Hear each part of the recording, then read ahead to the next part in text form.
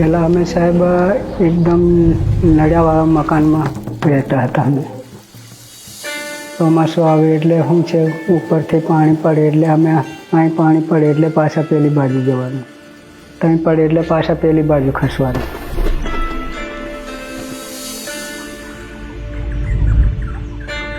મારું નામ છે હસમુખભાઈ ફુલજીભાઈ ડુંગર ગામ, તાલુકો કવાંટ, જિલ્લો છોટાઉદેપુર.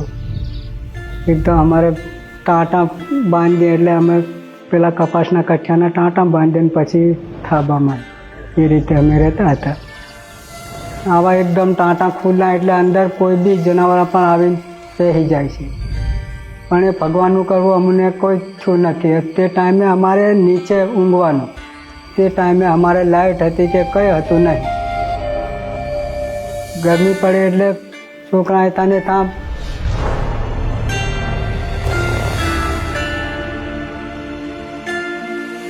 કાચું મકાન હતું. એ ટાઈમે અમારે કોઈ સંડાસ બાથરૂમની કોઈ સગવડ નથી. રાત્રે જવું હોય તો બહુ તકલીફ, 1 કિલોમીટર દૂર જવું પડે. પહેલાં અમે ચૂલામાં ફૂંકીને વધે હળગાવતા હતા, એવી પરિસ્થિતિ હતી. અત્યારે બહુ સારું છે.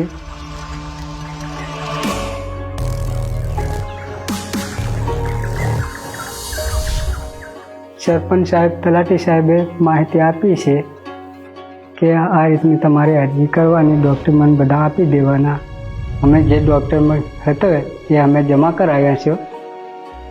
એ જમા કરાયા પછી અમને 4 મહિનામાં પેમેન્ટ મળ્યું છે. એનું પહેલો હપ્તો 30નો મળ્યો, બીજો હપ્તો 80નો, ત્રીજો હપ્તો 10નો.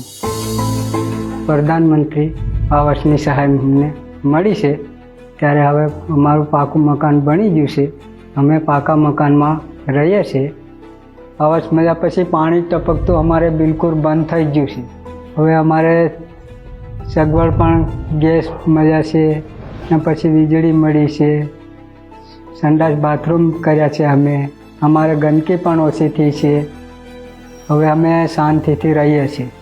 વિકસિત છોટા ઉદેપુરની સંકલ્પના સાથે અંત્યોદયના વિચારને ચરિતાર્થ કરનાર માનનીય વડાપ્રધાન શ્રી નરેન્દ્રભાઈ મોદી અને રાજ્યના માનનીય મુખ્યમંત્રી શ્રી ભૂપેન્દ્રભાઈ પટેલ તેમજ જિલ્લા તંત્રનો હૃદયપૂર્વક આભાર.